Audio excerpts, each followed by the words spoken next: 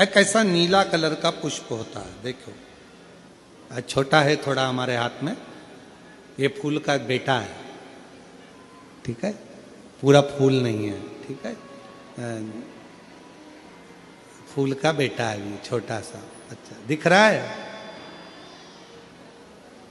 का है आस्था वालों, दिखाओ तो सही, दिखाओ जरा बाजू में, और थोड़ा सा पास कर दो तो सबको नजर आ जाएगा, ठीक गया?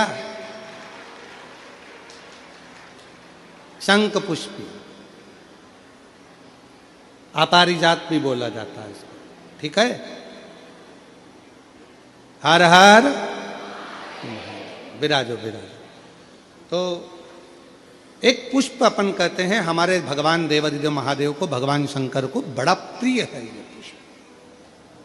अब किसी से पूछा जाए, आप कह रहे हो कि शंकर भगवान को ये नीला फूल, ये शंख पुष्पी भगवान शिव को इतनी प्रिय क्यों है, भगवान शंकर को इतनी प्रियता क्यों है, कोई से पूछे तो वो बताए चाहे ना बताए, पर शिव महापुराण का संवाद कर रहे हैं। कंठ में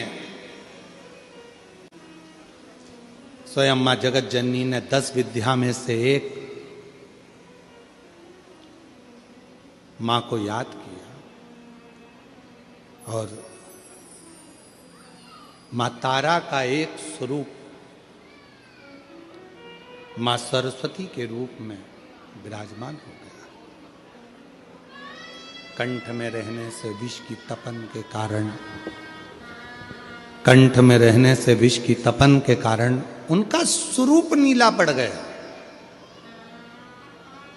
और जब उनका स्वरूप नीला पड़ गया तो भगवान देवादिदेव महादेव ने कहा, सुनो पार्वती, संसार के लोग, भूमंडल में रहने वाला यदि कोई भी मानव जिसकी विवेकता, बुद्धि, विचार, सोच, ज्ञान थोड़ा सा भी अगर उसमें कम है, तो वो नील सरस्वती का यदि आवाहन करे, मां नील सरस्वती स्तोत्र का पाठ करे, मां नील सरस्वती की स्मरण करे, तो उसकी विवेक, उसकी बुद्धि तीव्र होती है, श्रेष्ठ होती है। और सुनो पार्वती, यदि मान लो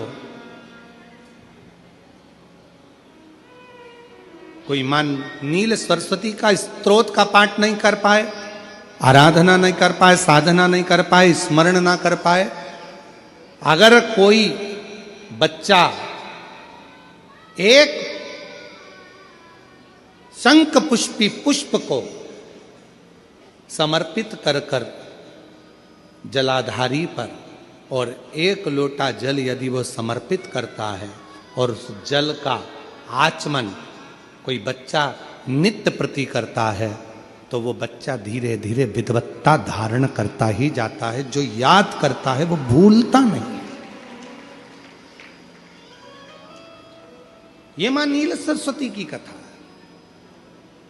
2 सरस्वती का दर्शन आपको और हमको होता है, 2 सरस्वती का स्मरण आप और हम करते हैं। एक सरस्वती जो स्वयं श्वेत वस्त्र धारण करी है, हंस पर बैठी हैं, और बड़े आनंद के साथ में मां सरस्वती का सुंदर स्वरूप है। पर एक सरस्वती ऐसी हैं जो नीला उनका स्वरूप है, और नील सरस्वती के रूप में उनकी पूजन होती है। मां नील सरस्वती महाराज,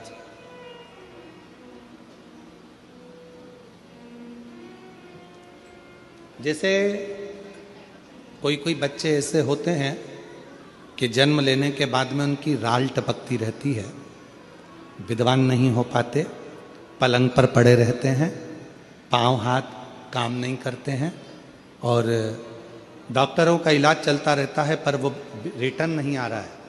ये इनको बढ़ाओ ना।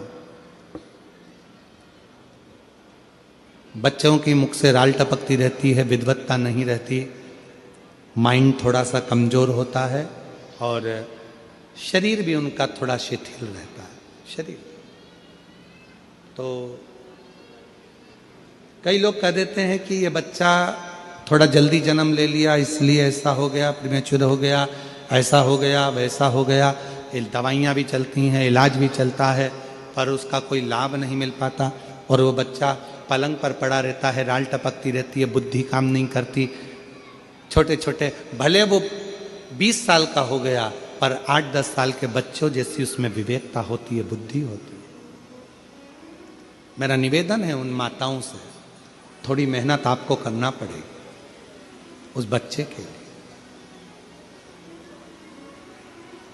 अष्टमी, नवमी और चतुर्दशी 3 तिथियां पकड़ कर रखना। कौन कौन सी? जम के बोलो। अष्टमी, नवमी, चतुर्दशी। ये 3 तिथियां ऐसी हैं, चतुर्दशी अमावस्या की भी और चतुर्दशी पूर्णिमा की। अष्टमी नवमी अमावस्या की भी और अष्टमी नवमी पूर्णिमा की।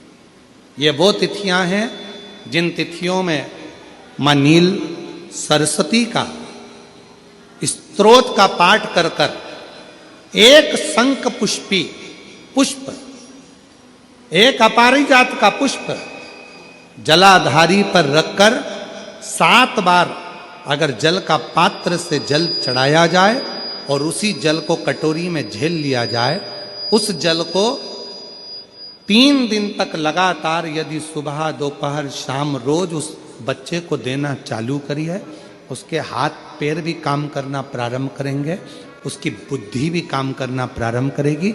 जो वो पलंग पर पड़े पड़े राल टपकाता रहता है, उसको लोग कहते हैं कि 18 साल का हो गया और दिमाग केवल 10 साल का है, 5 साल का है, उसमें धीरे धीरे बुद्धि प्रबल होना प्रारंभ हो जाएगी और वो भी एक दिन कार्य करना प्रारंभ कर देगा। जिसको प्रीमेच्योर बच्चे भी कहते हैं। लोग कहते हैं ये बच्चा जल्दी हो गया था, ये बच्चा बीमार पड़ गया था, बचपन में इसको कोई इंजेक्शन ऐसा लग गया था, बचपन में ऐसा हो गया था, बचपन में वैसा हो गया था, गर्भाशय का जल उसके मुख में चले गया था, तो ये बच्चे की ऐसी गति हो रही है। उस बच्चे के लिए अगर आपके आसपास के क्षेत्र में भी कोई बच्चा ऐसा है तो उसको मां नील सरस्वती का स्मरण जरूर कराएं। और अगर आप लोगों के पास में मां नील सरस्वती का स्तोत्र का पाठ ना मिले तो प्रयास करिएगा, मोबाइल पर सर्च कर कर मां नील सरस्वती का स्तोत्र भी निकाल सकते हो। बाजार में से गीता प्रेस गोरखपुर की किताब में भी ला सकते हो, पढ़ भी सकते हो, घर में उसका स्तोत्र का पाठ भी कर सकते हो। मां नील सरस्वती स्तोत्र का स्मरण और बड़े भाव के साथ करें स्मरण। और कोई माताएं कह देती हैं, कोई बच्चा कह देता है मम्मी मुझे याद नहीं होता, याद करता हूं परीक्षा हॉल में जाकर भूल जाता हूं, मैं कुछ पढ़ता हूं बाद में जाके भूल जाता हूं, स्मरण में नहीं रहता। तो उनसे भी निवेदन है, आप मां नील पाठ नहीं पढ़ सकते, स्तोत्र नहीं कर सकते, संस्कृत में नहीं पढ़ सकते, तो मां नील सरस्वती के नाम से अष्टमी, नवमी और चतुर्दशी के दिन एक शंख पुष्पी पुष्प को, नीला कलर का जो फूल होता है बेल में लगा होता है, जो शिव जी को अति प्रिय होता है, उस पुष्प को आप जलाधारी पर रख दीजिए। जलाधारी जानते हो ना सब लोग, शिवलिंग पर नहीं, जलाधारी पर रख दीजिए और जल चढ़ाना 7 बार प्रारंभ करिए। बाबा देव अधिदेव महादेव आपको याददाश्तता में प्रवर करेगा। परीक्षा हॉल में जितना तुम याद कर कर गए हो, अच्छी मेहनत कर कर गए हो, तो भूलोगे नहीं, तुम्हारी बुद्धि तीव्र होती चली जाएगी, प्रबल होती चली।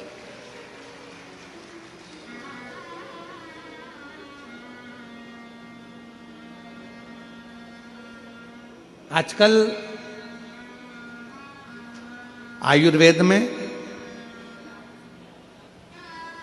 आप लोग अगर आयुर्वेदिक दवाइयाँ लेते होंगे, आयुर्वेद वालों के पास यदि जाते होंगे, तो वो भी अगर बच्चा पढ़ने में कमज़ोर है, बुद्धि से कमज़ोर है, तो उसको शंख पुष्पी की चाय पीने का भी कहते हैं। बाजार में आती होगी शायद, है भैया कह रहे हैं कि बाजार में वो चाय भी मिलती है, नीली चाय।